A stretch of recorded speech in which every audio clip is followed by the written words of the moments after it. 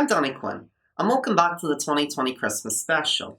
For the past week or so, we've been taking a look at some of the greatest and most iconic Christmas movies of all time, but we're not doing that today. Oh no.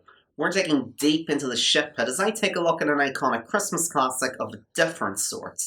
I am, of course, referring to none other than Santa Claus Conquers the Martians. Santa Claus Conquers the Martians. What an oddly sinister sounding title. It makes it sound like Santa's gonna turn evil and take over Mars, which would be kind of awesome, especially if it was like an inverted alien invasion movie where the invader was actually a human being. But this movie is pretty awesome in its own unique way, as we'll soon see. It has a reputation as one of the worst movies ever made, often being lumped into the same company as the likes of The Room, Plan 9 from Outer Space, and Manos the Hands of Fates, and it's even appeared in an episode of Mystery Science Theater. So that should give you an idea that today we're not dealing with a Christmas classic in the conventional sense, so let's dig in. The premise is that the Martian king Kimar is worried about his children Bomar and Gimar spending so much time in front of the TV, or as the Martians call it, the video box. One such program involves a TV crew interviewing Santa Claus at the North Pole, which is in stark contrast to how things are run there in Arthur Christmas. And because the Martian children grow up without such traditions, Kimar decides that the ideal solution is to abduct Santa Claus and force him to make toys for the Martian children.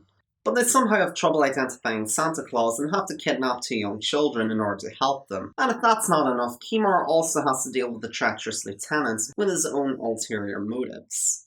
I think it's fair to say that this movie is really damn weird.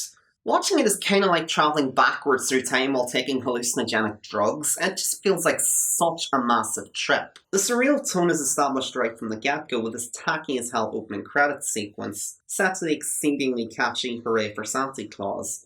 And also having a spelling mistake, can't go without mentioning that. But once that assault on the senses is over, we're subjected to an extremely slow pan from a television set to two extremely emotionless children. This whole scene is just weird. It's like something out of a David Lynch film.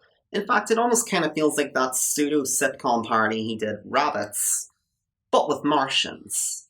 In isolation, you could probably write an entire dissertation about this one single shot, because there's so much subtext that could potentially be gleaned from it, whether that's intentional or not. And the surrealist tone of the movie doesn't end there. I mean, just take a look. This is what Martians look like, apparently. Yeah. Not to mention the production design just further adds to the bizarrely cheap yet charming look and feel of the movie. The colour scheme and all the goofy designs just add to this bizarrely trippy quality that the movie simply oozes with. It may not be very well put together, but there's a strange charm and appeal to the visual style of the film, especially the Martian furniture, which was apparently good enough to get its own individual credit during the opening title sequence. This movie is so batshit insane that I'm honestly having a bit of a hard time processing it. But I could try to go on about some of the weirdest moments in the film, like how the Martians could potentially rival the Cyclos from Battlefield Earth and how incompetent they are, despite being supposedly far more advanced than us foolish Earthlings. Or this giant robot that just lumbers its way through the North Pole only to be stopped because Santa refers to it as the biggest toy he's ever seen. Yeah, no reason to run, just watch. Or even the finale, which just simply has to be seen to be believed. Words simply just do not do this movie justice.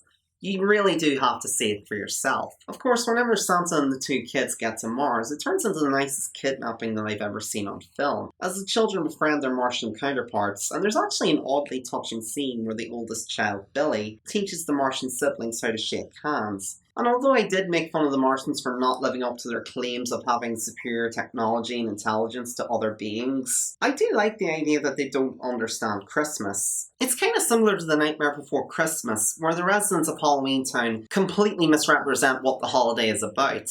There's a lot of opportunities as to what they could have done with this idea, but it never once comes close to living up to its fullest potential.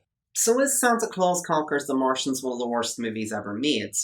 Not really. I've seen plenty worse than this. Yeah, it's not very well made, the performances are quite subpar, the story is ridiculous, and the writing is often nonsensical, but it does have a charm that will definitely appeal to people who enjoy quote-unquote bad movies. It's really entertaining, and in a way I'm glad that this movie exists, because despite its many flaws, it feels like there is a genuine passion involved.